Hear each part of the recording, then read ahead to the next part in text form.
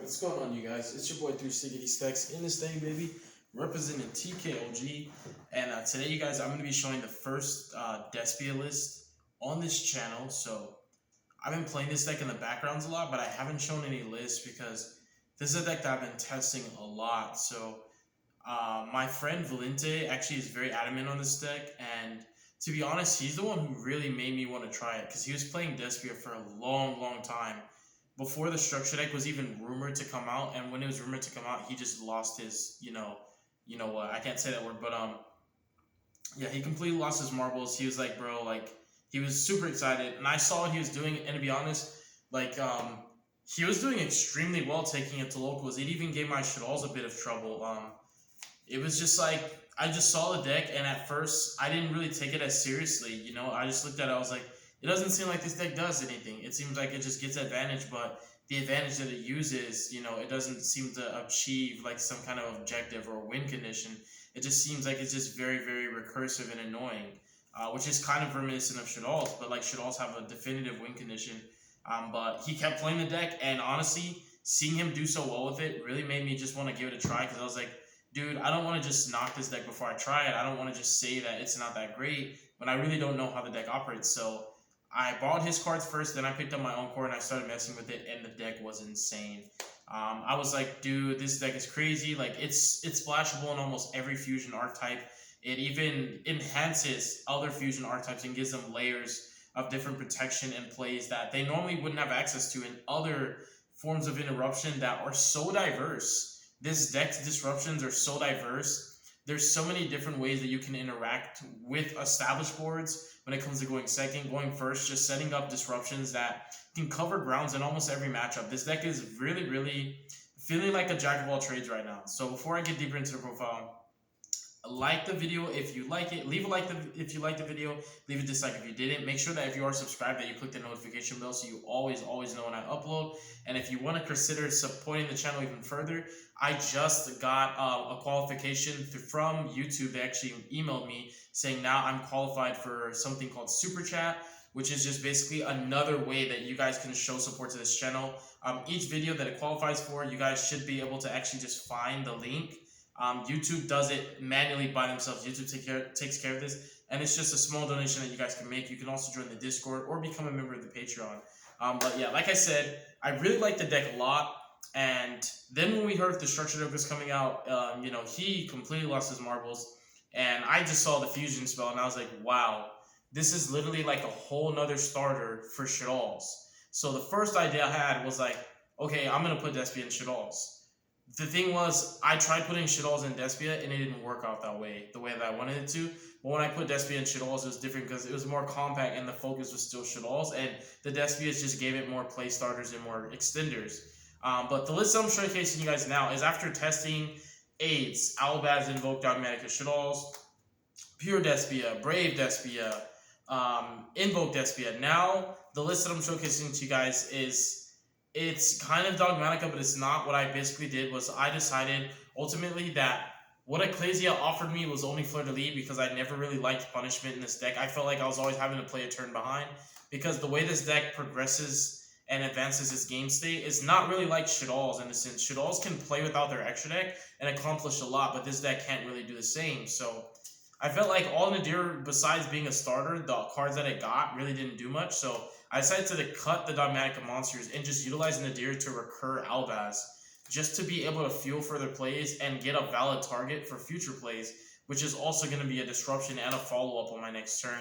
And it sets me up for Winda, because I didn't want to play Maximus, but I wanted a consistent way to get to Winda, because Winda is still insane even in the mirror match. So this list has been tested strenuously. It has a plethora of win conditions. It plays through hand traps like nobody's business. I just uploaded a video with this list showing you guys how it plays through hand traps. It's insane. It's really powerful. Definitely check that out. You guys might think I'm rambling. You might leave a comment saying, this is where the video actually starts. You're welcome. Thank me later. You can do all that. But honestly, all this stuff is really important. So let's get into what you guys are here for. But trust me, I believe that this list is insane.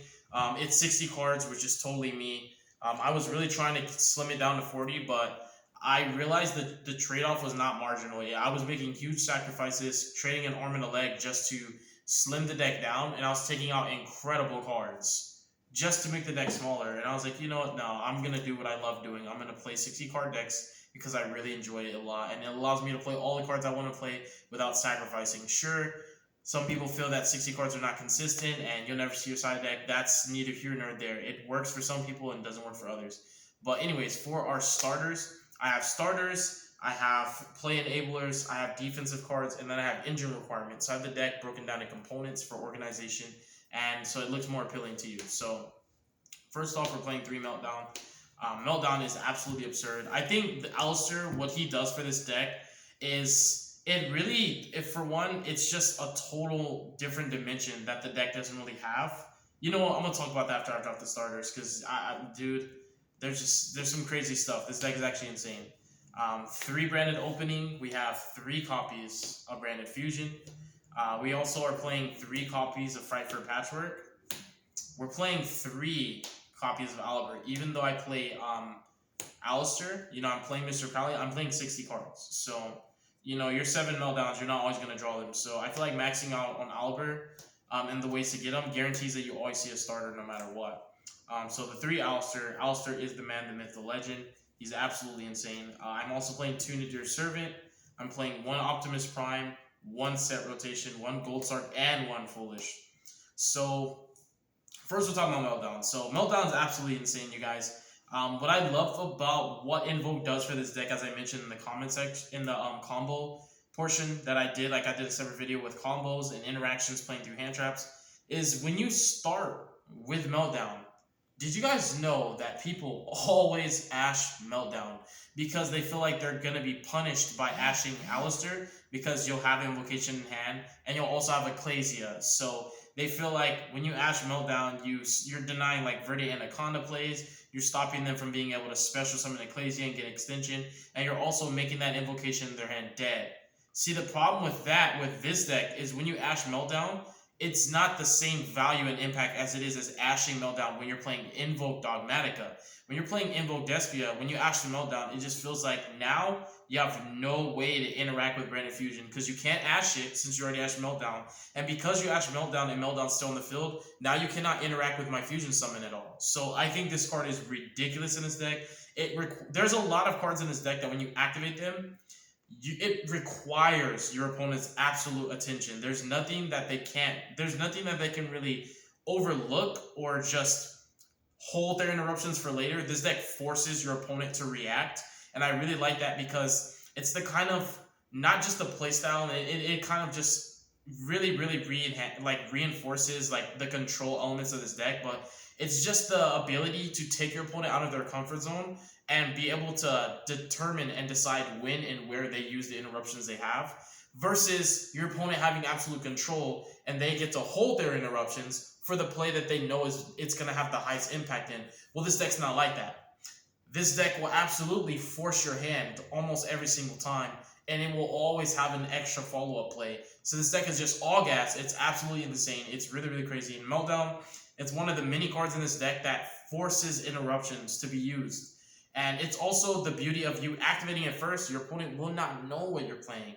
So almost every single time when your opponent has an Ash, Meltdown baits it. When your opponent has Imperm, Valor, Gamma, your Alistair is like more called by the graves in your deck, if that makes sense. And having Meltdown up is insane. The protection that this grants you, I was explaining in the comment section of my in the combo portion that I did, how when you activate fusion spells, you can actually chain quick plays, like Branded Opening, and then the last thing that will happen is your fusion summon. And because the last thing that happens is your fusion summon, Meltdown's protection will kick in. Whereas if Meltdown was higher in the chain link, you know, the fusion summon not being the last thing that happened, you won't get that protection.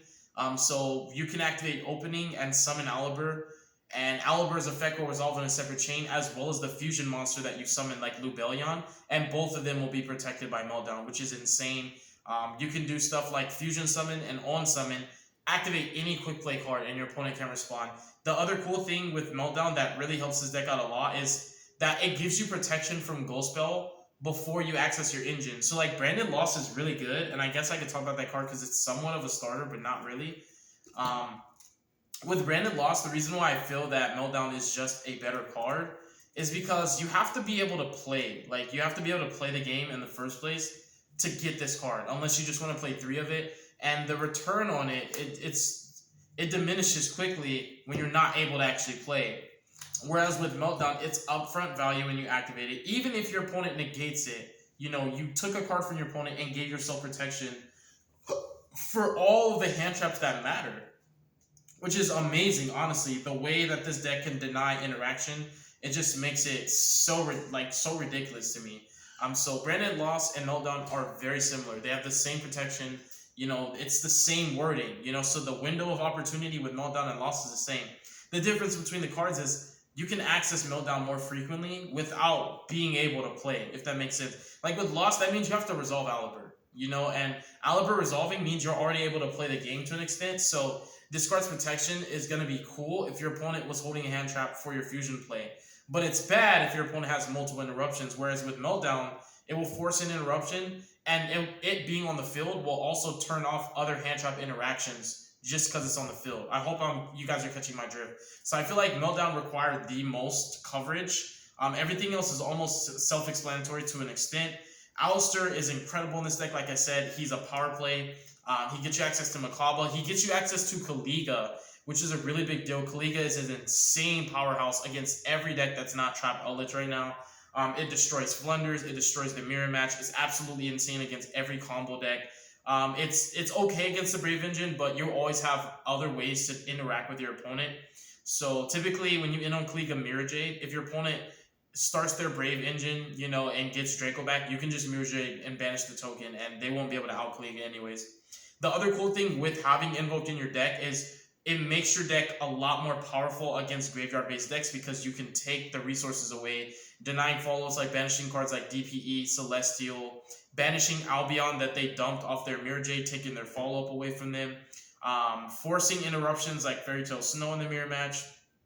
Just being able to take follow-up in the process of breaking your opponent's board with his deck, you can take their follow-up while you're breaking their board, make your own board, and give yourself follow-up. You achieve every single goal you can think of accomplishing when you're going second. This deck can do it all. So I really enjoy it. Goldsark, you can really just put these next to Aliber.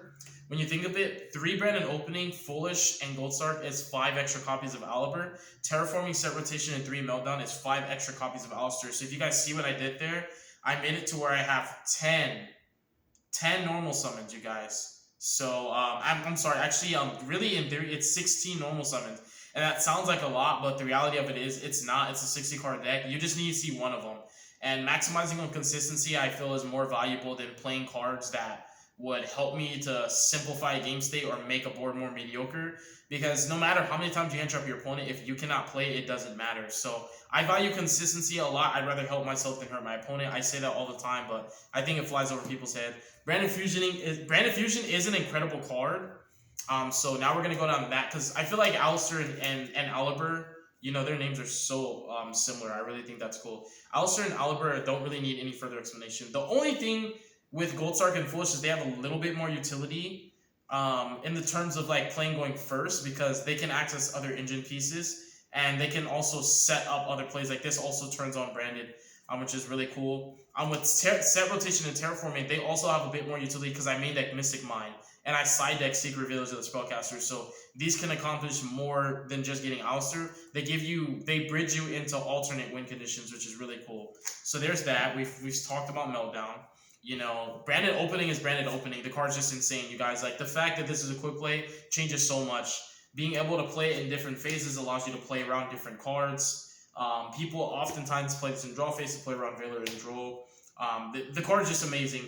And though, you know what's really cool about opening that I like a lot, and I just think this deck just takes Ash.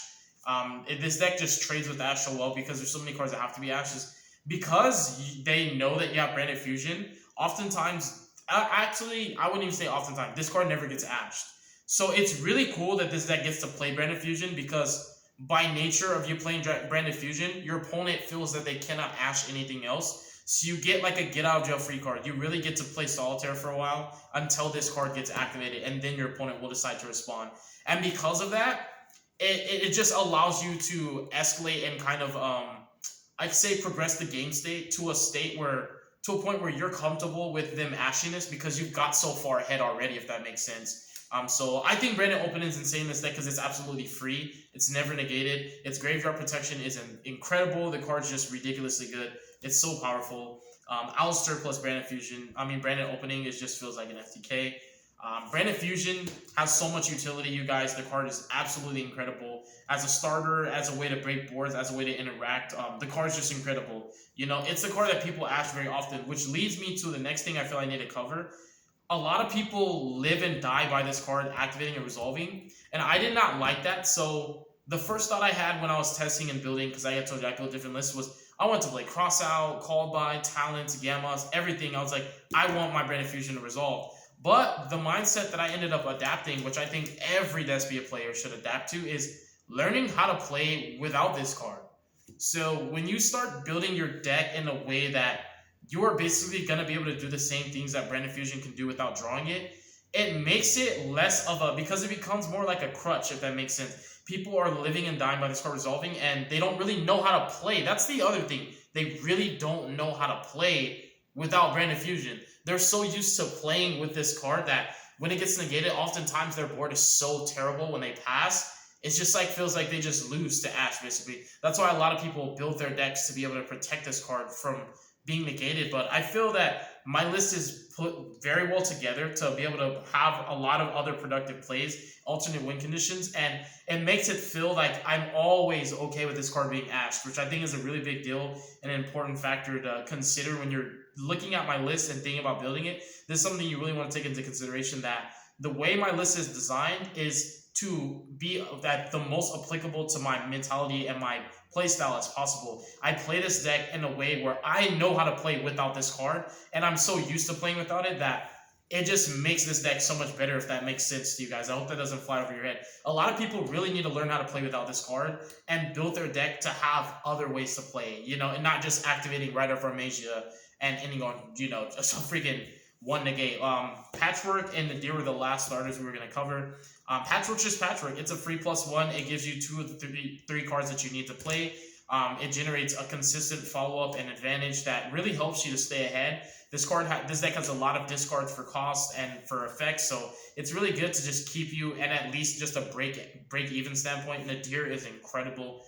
This card is so broken. It's absolute gas. It's another starter in your more simplified game states, even in weaker hands. If you get hand trapped 2 to 3 times, even getting hand trapped 3 times and having this, it's okay. Sometimes I won't go for witness. Sometimes if I already have Despia's engraved, I'll just dump the Albion and I'll add the Albaz, and you know, I'll just go branded in red and just be able to play on my opponent's turn. But having the Albaz in hand, if you have no other monster in hand, still allows you to make a Guardian Chimera play, which is cool. The other thing is, like, because this card adds Albaz to your hand and gets you branded in red, you can also make Lubellion plays and Albion plays on your opponent's turn to still make Mirror Jade.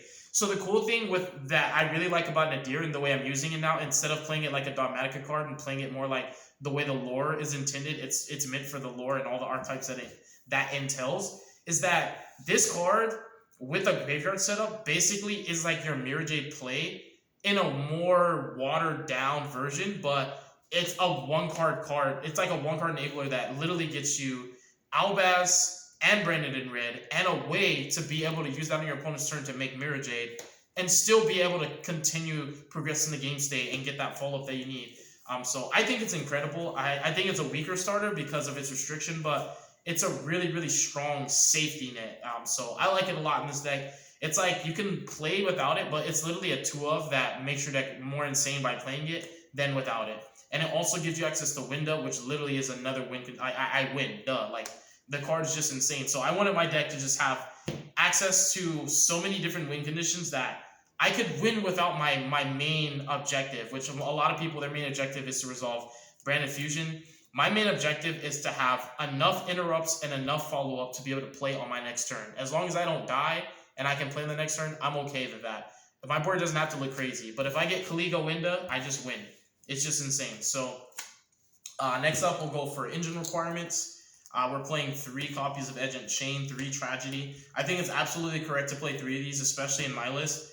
These cards just give you so much value. Like I said, you're using a lot of resources with certain of your effects. So it's really nice to have cards that replace themselves when they're discarded and fulfill one of the objectives that you need. Like, you need to fuel your grave.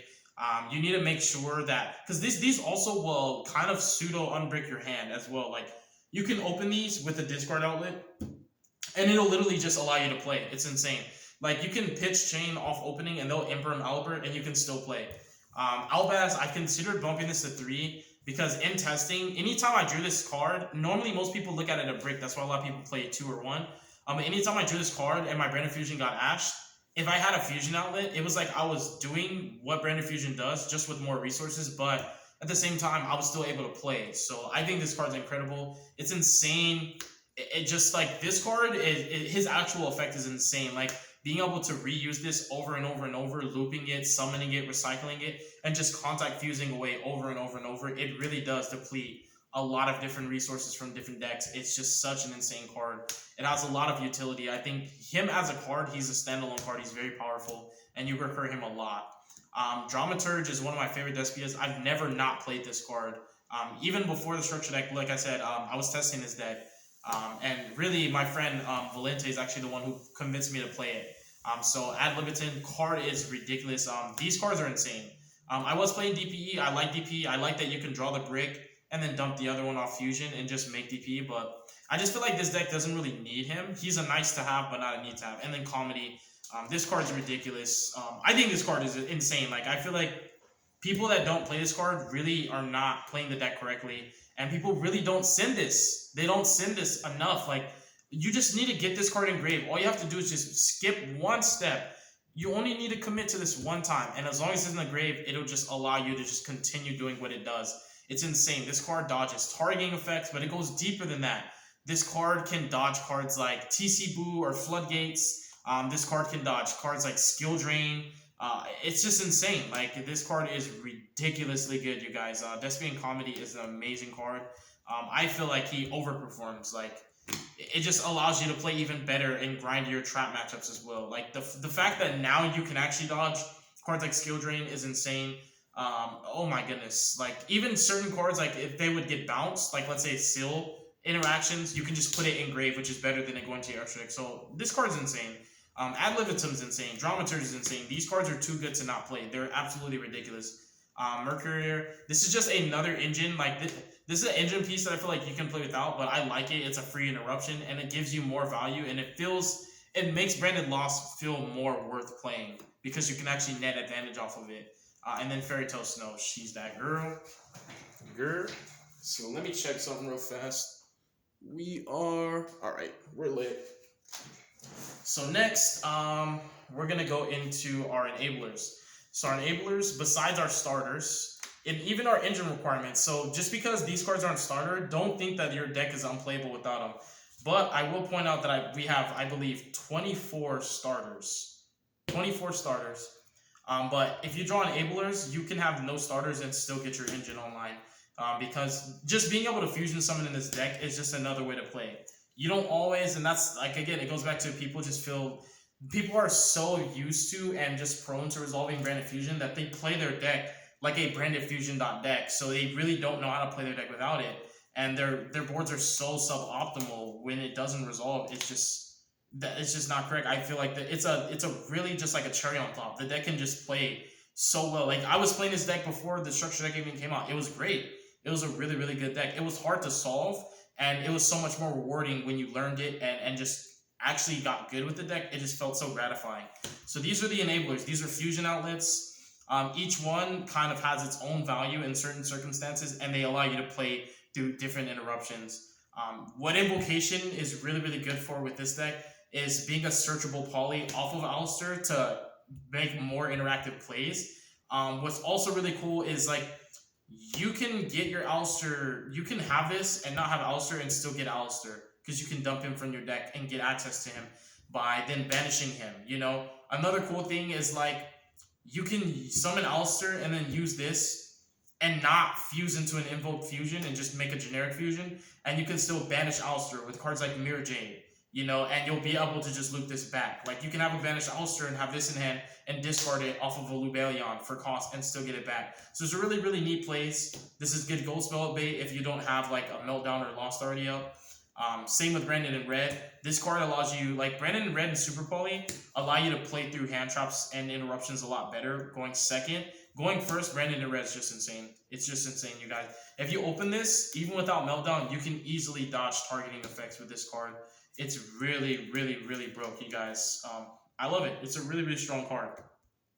Branded in Red reminds me a lot of El Shaddoll Fusion, but it's better for the simple fact that any fusion can be summoned off of it, including Shaddoll. So I actually think this is a better El Shaddoll Fusion. Its downside is that it can be ghost spelled, and that if you miss the target off of it, it won't resolve, but it has to have a downside because it just can't just be El Shaddoll Fusion. It just can't, because it can make any fusion. It should have a downside.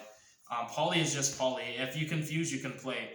And Theater is disgusting. Theater's absolutely cracked. It's also another field spell target to make set rotation more live more often. But yeah, Theater's cracked, you guys. The card's absolutely insane. It's not just that bot, it's Poly. The best effect that this card has, which comes up all the time, is just crashing one of your Despia monsters and then bringing back a whole live boss monster, bro. Like, it's like a trade-in. Like, you can trade in a little guy every turn for a big guy. And it helps you to grind a lot better because some of my cards in my extra deck are one-offs.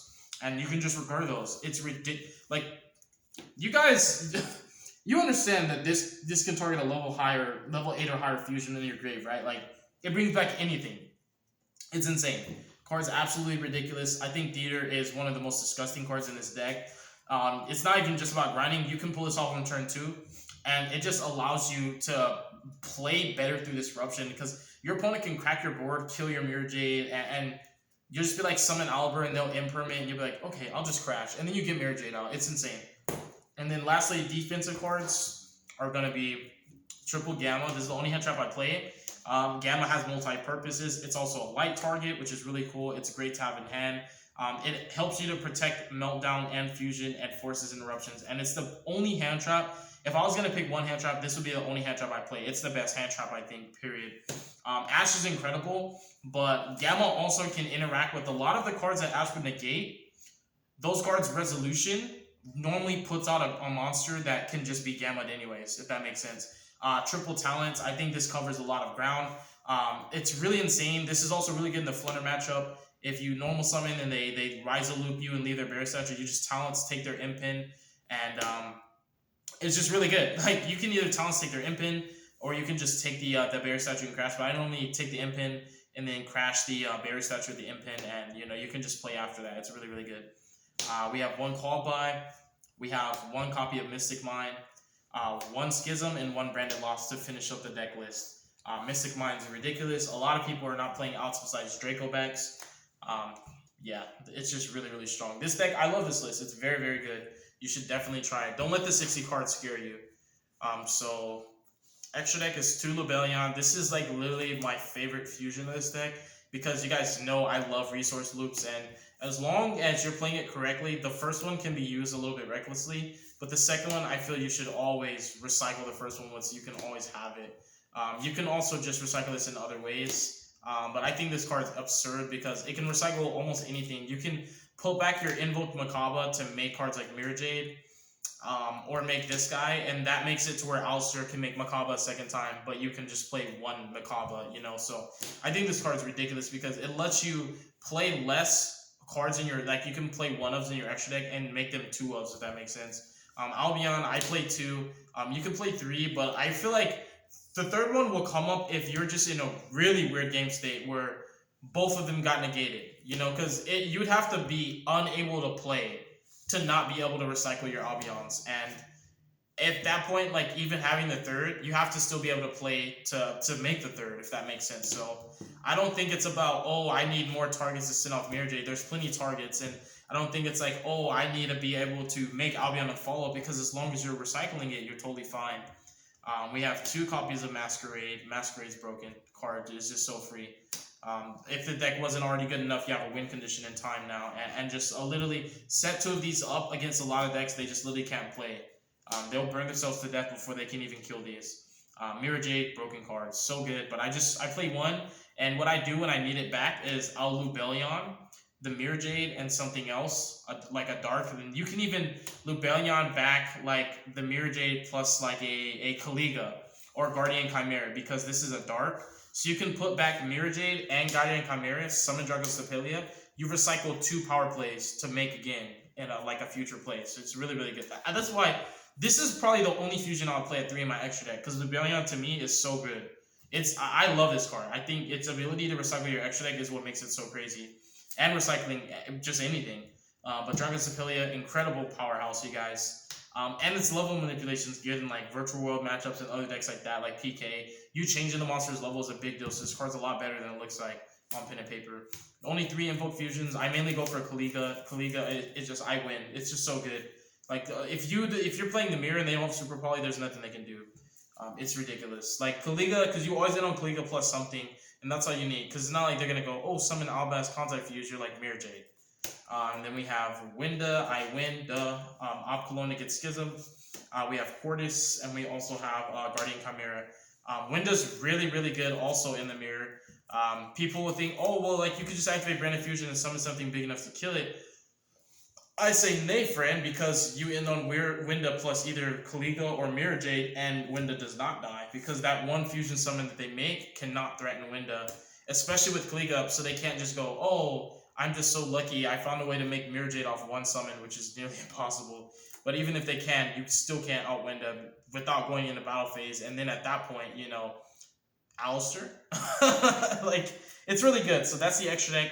Is it perfect? No. There's a lot of cards that I would love to play, but I found a way to play virtually everything that I wanted, even though it's not in the ratios that I wanted, and I'm fine with that, because this extra deck is what I want. It's just not the ratios that I'm comfortable with, but I've been making it work, and it's just been really good.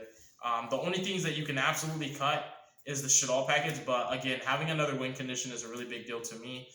I think it's insane that the deck can just do that without playing any bricks. Like, if you guys see what I'm doing with the Dear Servant, I'm not playing any bricks. No punishment. You know, Ecclesia is kind of a brick in this deck because it's not like you're going to link climb with her, and then you activate her effect, you can't really play for the rest of the turn.